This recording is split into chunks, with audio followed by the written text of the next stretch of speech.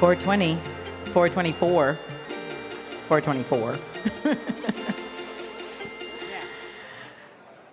I'm having a beautiful day at Women Weed Wellness. These feminine forward discussions about plant medicine. We are breaking barriers and crushing stigmas with every minute of this weekend. It has just been a really, really wonderful experience. The community here at the State Fair in Sacramento, the culture, even my experiences in the hotels have been quite lovely because of what this community has created. So yeah, this next talk we're gonna have is about the benefits and challenges of using cannabis for motherhood. So all my moms in the room, now's your time to come over here and hear some experts, some expert thought leaders talk about this very important topic. Let's go, mamas. They're like, it's 420. All right. They'll hear us anyway. They will hear us. Let's get into this. Okay, so today, this panel, we're going to talk about, these women are going to share, these mothers are going to share their knowledge and experience with cannabis and parenting. They're going to discuss the benefits and the impact on families who choose to integrate cannabis into their lifestyle. And we're going to, as always, explore some resources available to not only parents but caregivers, because we are going to get into that discussion. The stigma associated with cannabis use during pregnancy, motherhood, and as caregivers. And I'm joined today by 2 out of 3 amazing women who were supposed to be here. One, and I'm going to tell you in a bit why she's not here, because it's so relevant to this conversation about some of the challenges of cannabis use and motherhood and caregiving. But I'm joined today by 2 lovely women who I also consider friends, Kelley Bruce and Danielle Simone Brand.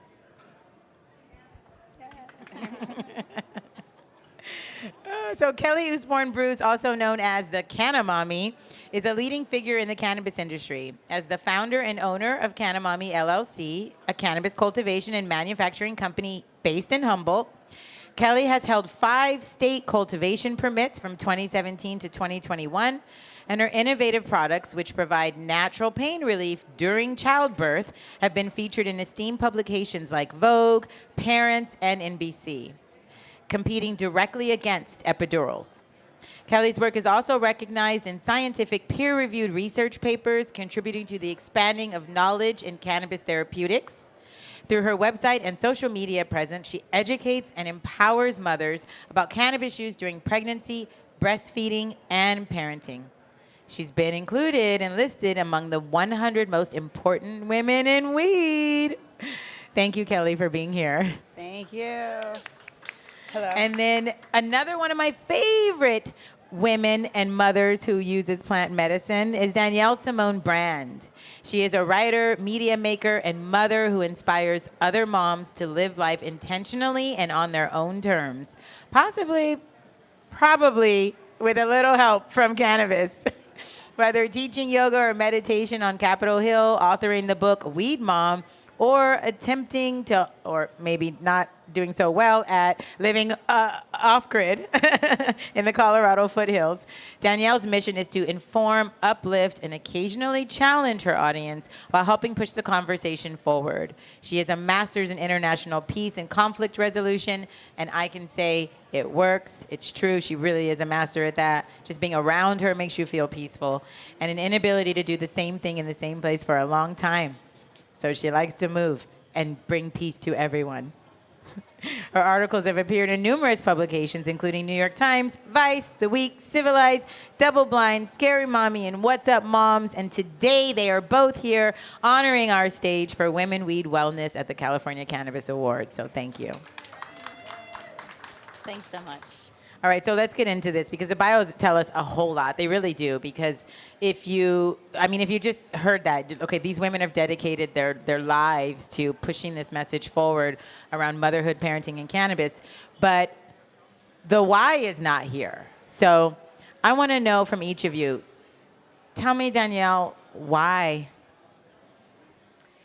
Yeah, so my why really dives into my story, my canna origin story, as it were, my canna superhero origin story. And that's that I used to be a skeptic. I really did not understand the plant as medicine. I didn't understand it as the wonderful tool for women's wellness that I do today. And I was kind of judgy of my partner, my longtime partner, my husband of 20 years, as of this past week, actually. Yeah. They probably use lube. In all the ways. In all the holes. Yeah. And I just had to repeat it. Oh, I love it. And so, because I didn't understand it as medicine for quite a long time, it was something that, I just sort of pushed aside. Even though I was a natural medicine person, I was a plant person, I was a yogi, I was a meditator, and I still am all those things. But, cannabis and other, psychoactive plant medicines is something that I put sort of in a silo out there, over there is something that wasn't really for me.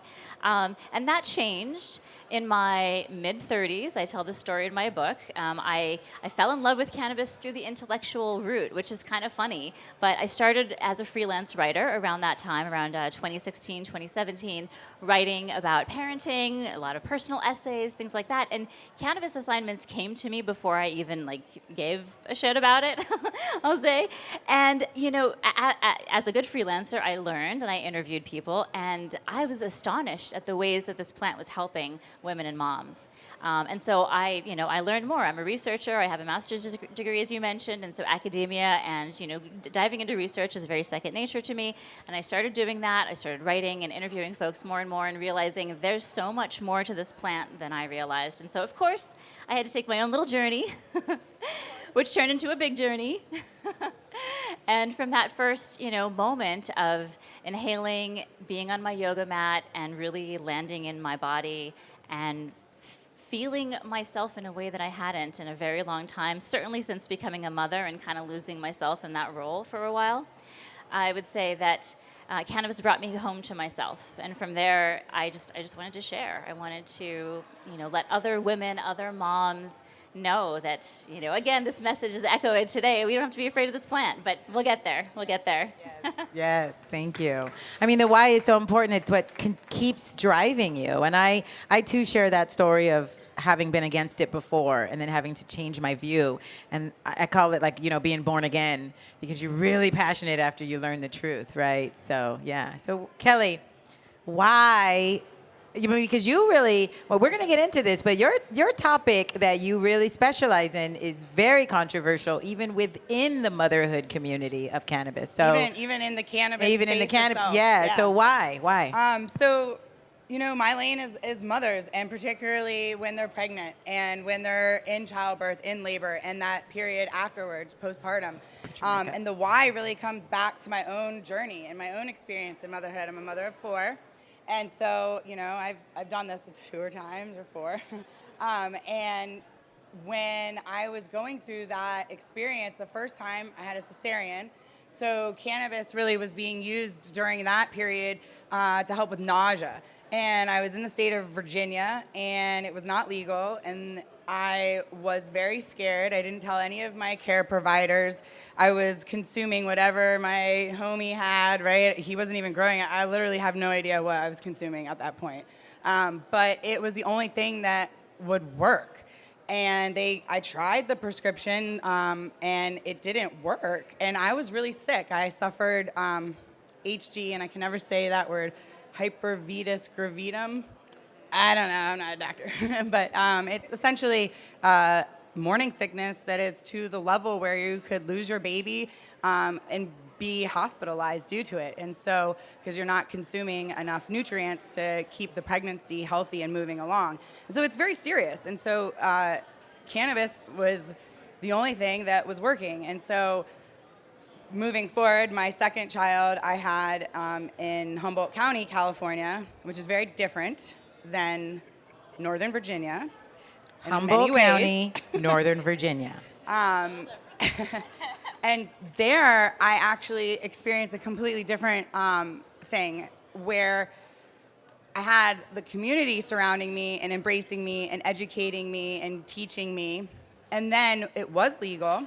And this was in 2015, so it was before rec, but it was medical. So I had my 215 card, and I went into a dispensary, and I won't disclaim it, but they refused to service me because I was visually showing, and that sparked a different fire inside of me. And then there's more fires always are sparking. But my why really is so that any person who is experiencing pregnancy would have the opportunity to have access that's safe and ultimately free. I don't feel that women should have to pay for medication when we're providing life back to the planet. So those are my deep I shouldn't have to pay for medication when I'm providing life on the planet.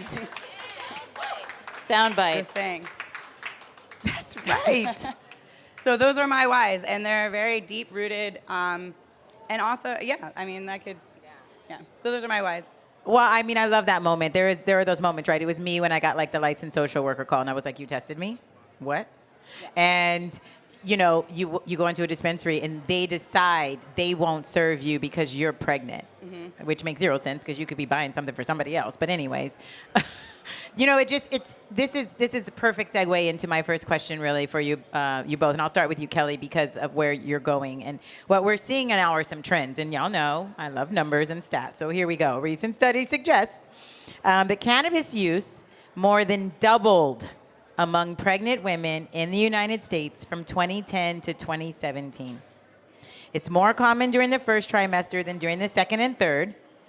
And from between 2002 and 2003 and 2016 and 2017, past month cannabis use increased from 3.4% to 7% among pregnant women overall, and 5.7 to 12 during the first trimester. So we're seeing a double in use among pregnant women over 7 years.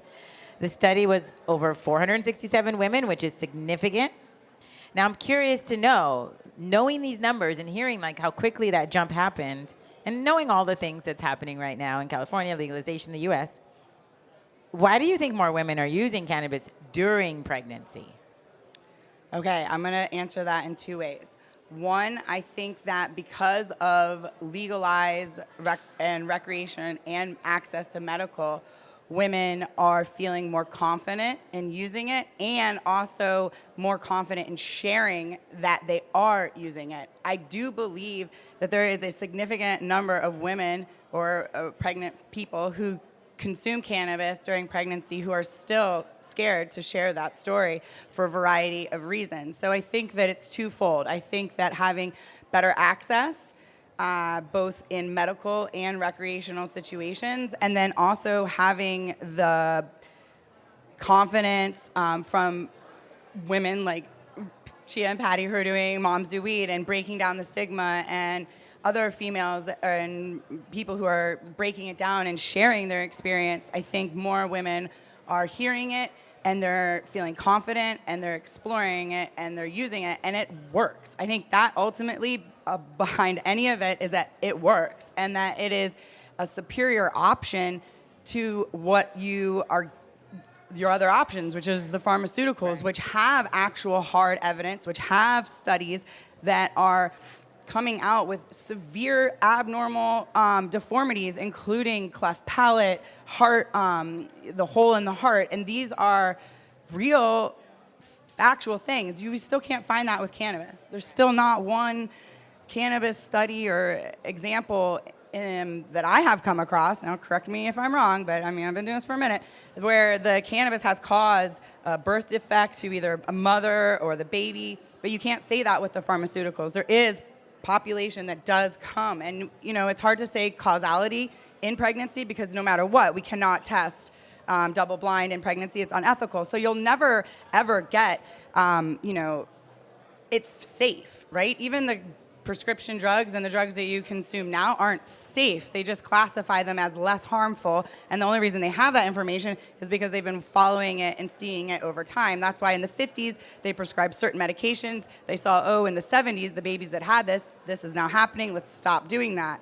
We've been using cannabis for 4,000 years. So I think that, you know, it's because they're having better access, it's safer, people are feeling more confident, and because it works. Good. I second all of that. And I will add that, as the norms are changing and as normalization continues, we still have a long way to go. Like, let's not, jump too far ahead. But, that is opening people's minds. And there's also a strong, I don't know if it's a resurgence. It is a resurgence because natural medicine used to be our only medicine, right? So there's a strong resurgence in an interest in natural medicines, holistic lifestyles, and self-empowerment when it comes to your own health. And so I think that's also just part of the zeitgeist, part of this, sort of moment that we're in. And plant medicine is, ushering, helping to bring it about, as well as, benefiting from people's openness. Speaking to that openness and the moment that we're in, and women feeling, and mothers and pregnant people feeling more safe because of laws, because of education, things like information panels like this, right? Services that are available to take them through, nurses that are now consulting. There is a new level of freedom that people are feeling too. And there's an influence that those of us have who are public facing have over a larger population, those who do not live in Humboldt and have access to cannabis friendly doulas. And so I will transition with this because it speaks to why our third panelist wasn't able to be here today. So Miko Hester Perez is a global healthcare ambassador and an autism expert. And she was coming from the perspective of the canna mom who doesn't consume cannabis, but is a caregiver for a child who requires cannabis for his condition. And Joey, her son, is no longer with us, but she used cannabis and along with doctors and fought the system and did all of these things at age 3 when he was told he would have less than a year to live. She then, because of the medications he was on, she then turned to cannabis and he lived until 19. And so she has been, yes, shout out to Miko and Joey. She has been an ambassador ever since and couldn't be here today because last week she was called to be an advocate in court for a mother who is a caregiver caring for her autistic child, gave him a credible approved product that a doctor suggested would work. It was working. And she's in court because she failed to get a caregiver's permit. So these details, they really are important. And that speaks to this, how important it is that we properly educate, that the nuances are mentioned. Use CBD for autism can't be the beginning and end of that ad. That is not the answer. So I want to move into that discussion about, really protecting our children and the law and how it comes for us sometimes, a lot of the time, let me say. So the Supreme Court of Arizona, Lindsay Rigdale is a mother from Arizona, and she was charged with child abuse and neglect after using cannabis to manage her morning sickness during pregnancy. She went all the way to the Supreme Court. They declined her appeal, which allowed for a registry to be developed. Okay, so this is how these little things can just change entire state policy. A 3-judge panel found Ridgedale's cannabis use was lawful and did not amount to child neglect after she took it all the way to the Supreme Court. So it set a higher standard for DCFS.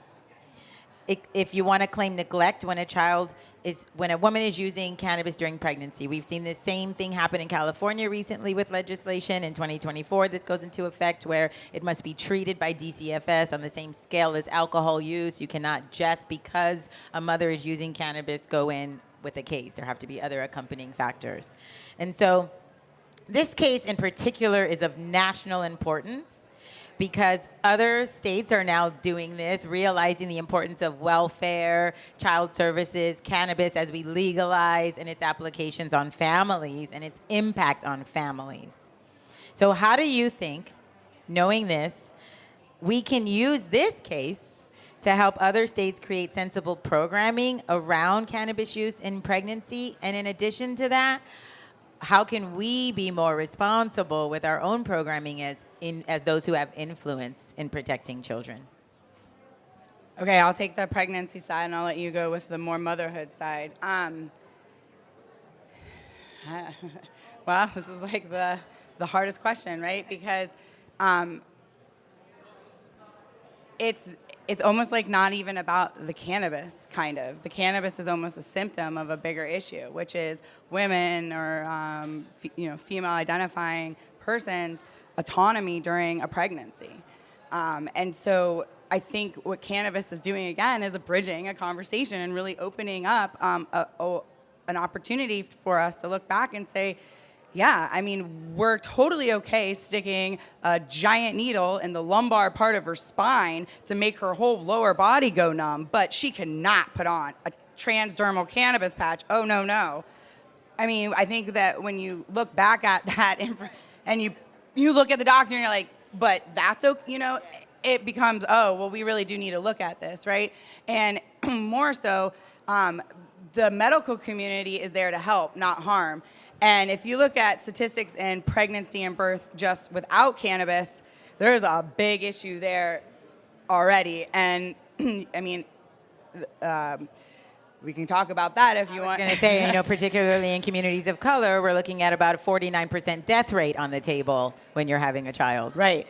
And then you look at the number of people who are consuming cannabis in pregnancy versus the number of people who are getting reported to the Child Protective Services. And I can go through and have a pregnancy using cannabis, talking open, being on Vogue, but then my counterpart in Oregon is using CBD, doesn't look like me, and she's harassed up and down. And so there's a bigger conversation that has to be had. And so I think that this is where it kind of starts, right? Where we fight back and we say, no, like, you cannot tell me what options I can legally choose. You've already told me that in this state, I'm going to use California because that's where I'm at right now. In the state of California, if I'm 21, I am allowed to consume cannabis. And if I also have my medical card, then it becomes none of your business how I'm deciding to manage the pregnancy and the life that I'm creating. And furthermore, it then protects us to have a better educated conversation with our potential work care providers. A lot of the doctors aren't even educated, and OBGYNs aren't educated in, it's like a 2-week blurb in their medical exam.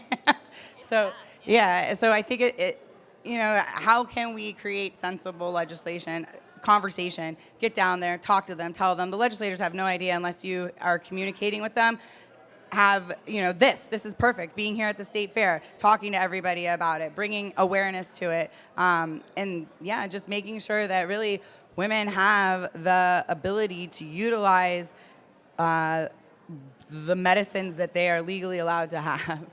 You know, and I heard you say something too that's sensible. It is to provide relevant examples. Make those comparisons. So you want to stick a needle in my spine, but I can't put a patch on. I mean, that hit for a lot of people. I saw it. Yeah. Because it's just such a really easily comprehensible concept to see how ridiculous it is. And I want to add on to that too. You know, smoking, we have done a lot of anecdotal information and collected data coming through the clinic. And, you know, the inhalation is the #1 form used to receive the benefit for nausea symptoms specifically.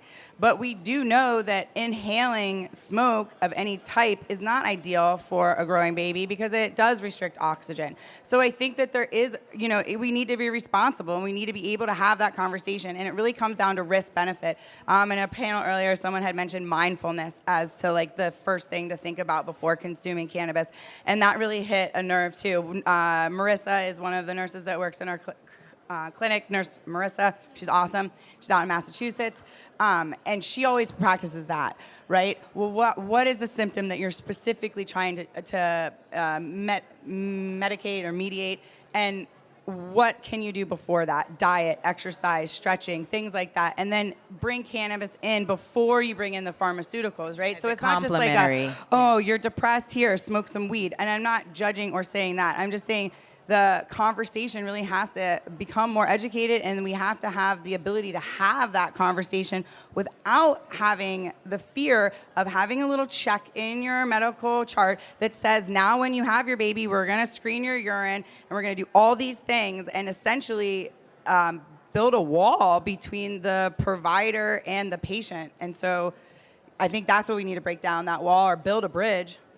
Absolutely, yes. Conversations with legislators, educational resources like the Holistic Cannabis Institute. You know, Dr. Bonnie Goldstein, she she educates practitioners, doctors, nurses, right? So that you have an informed community of teachers and leaders, and so we can have those conversations and feel safe.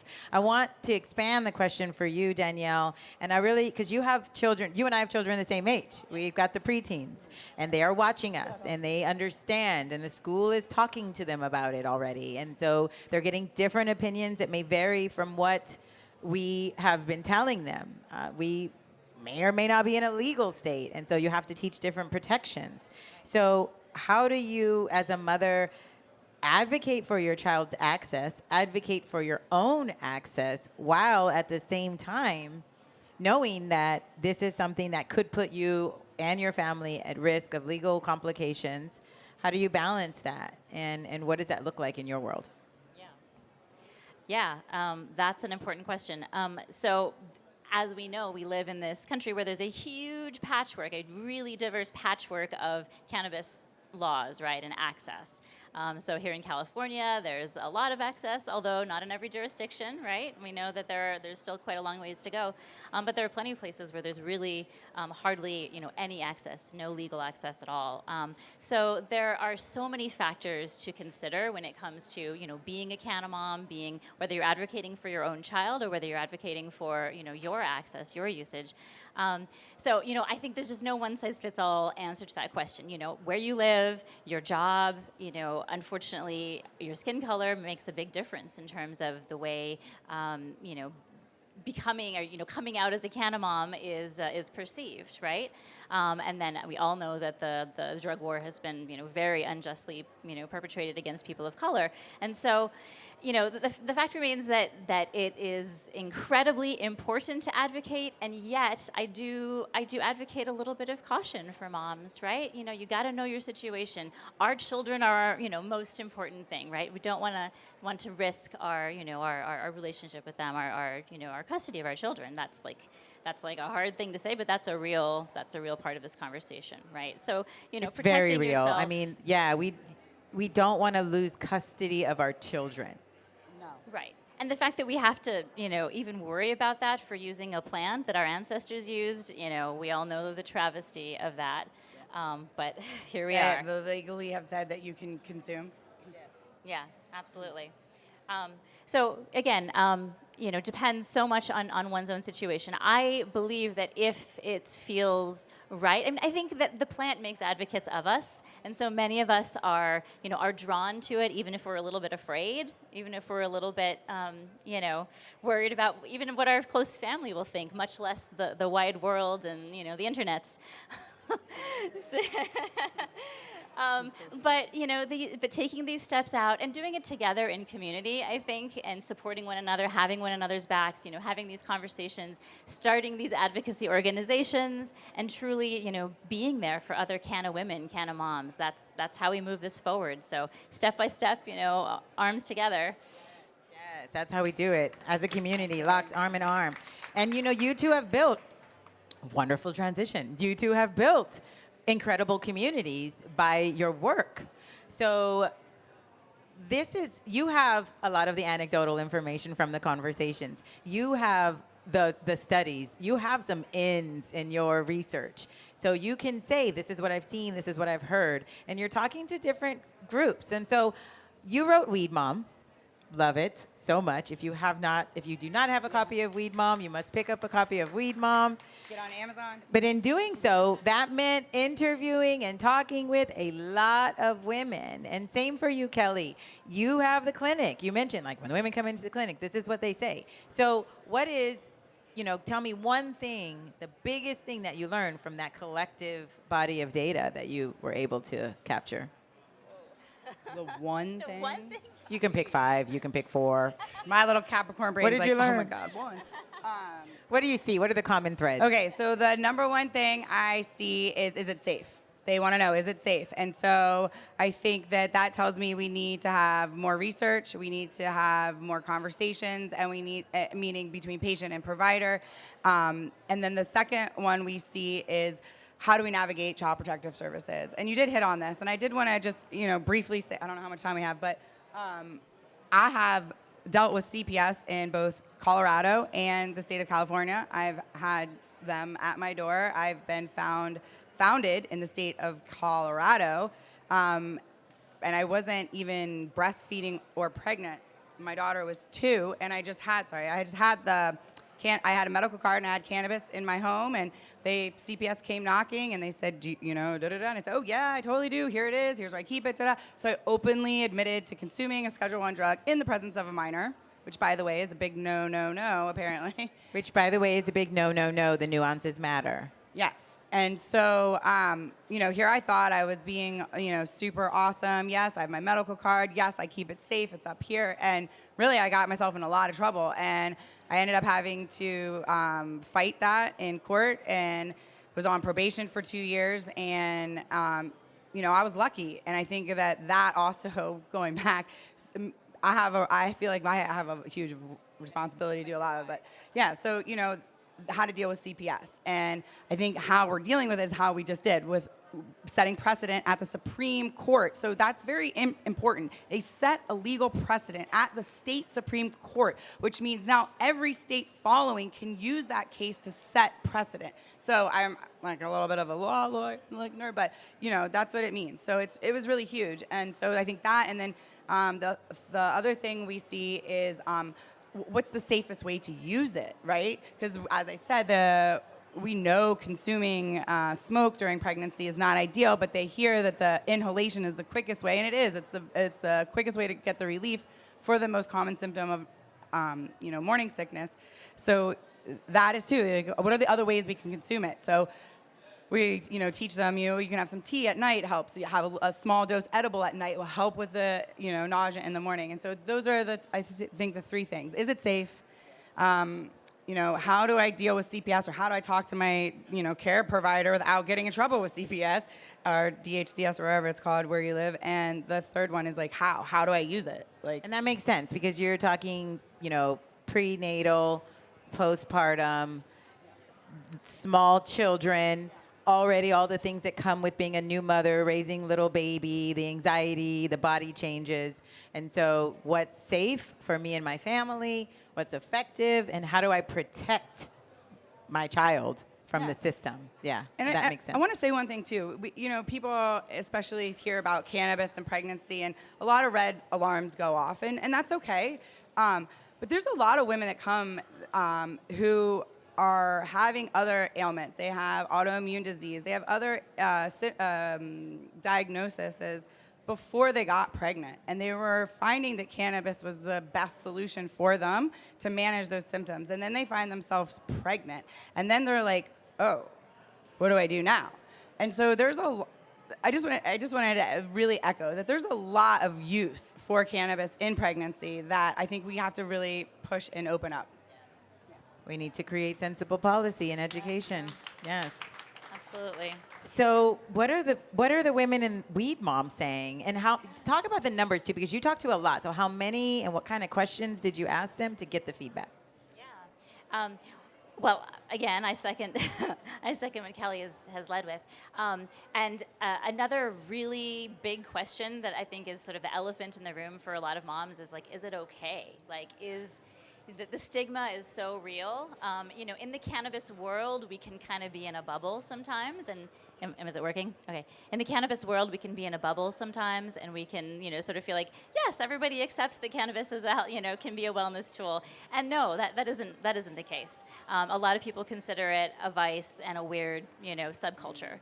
And so, if we really, as the cannabis industry, if we want to reach more people, reach the canna curious, reach maybe the canna skeptics one day. Oh, yes.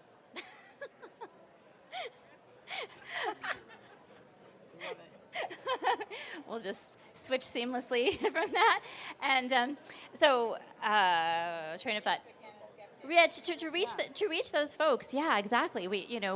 There's still a lot of work to do. In destigmatizing and normalizing and showing ourselves as cannabis consumers who are moms, who are, who are functioning really well, who are much healthier than we were before cannabis came into our lives. I think sharing these stories over and over again, and and adding to the body of knowledge that we have. It's only pushing us forward. Yeah, and providing.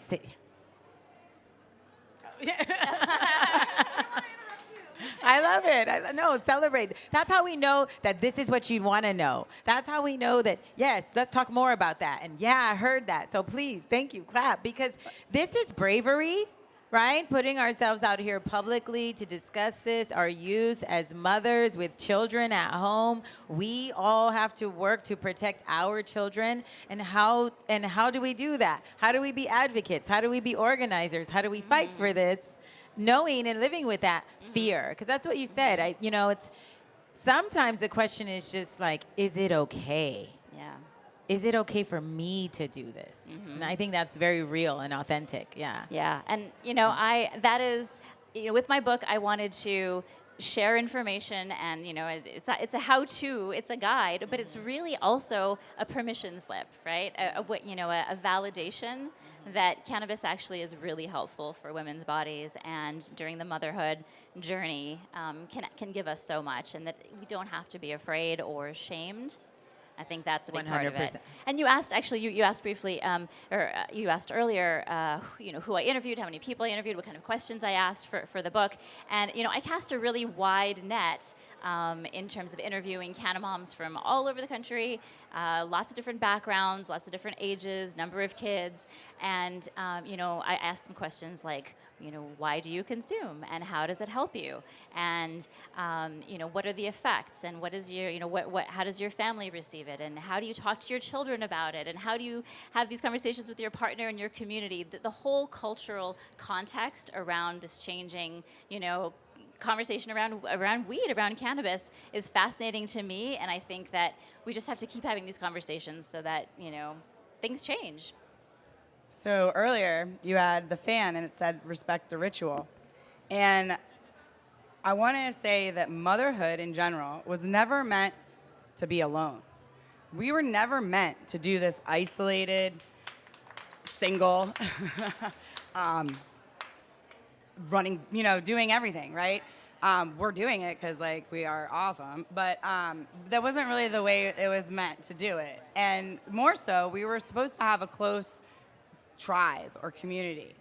And if you think about cannabis, it is a social ritual moment. And I think that there is some synergy between motherhood and cannabis, in the fact that we've lost the place where we go down and we're cleaning the clothing down at the river, or we're out planting and gathering and hunting and stuff like that. We don't have that, right? We're sitting in cubes, isolated. COVID came, we're even more isolated. We're getting better, but cannabis is a ritual connecting situation, and I think that mothers are looking and longing and needing a place to connect. And whether they find that through their wine group, through their book group, or through their canna group, they're finding it. And what I think the Canna Mom movement, which is so cool about it, is that we're just another option. And it's a really cool option because you don't have a wine system,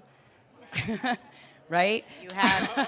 You have an endocannabinoid system.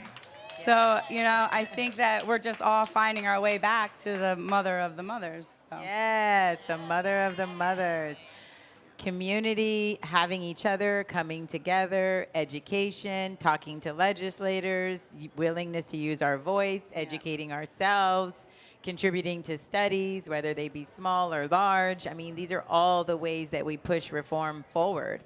I've been really passionate about working with women and parents, because once you assume that responsibility of another person's life and you realize that that's like your heart walking around outside of your body, your sense of responsibility in the world drastically increases. And so voting becomes more of a responsibility, right? Policy around my community and who gets to live on the streets that my children walk on. And so there's this increased sense of awareness and it's heightened tremendously about protecting our kids, protecting ourselves. And so that's when like the whys come and the passion comes, because now I have somebody else to be fighting for.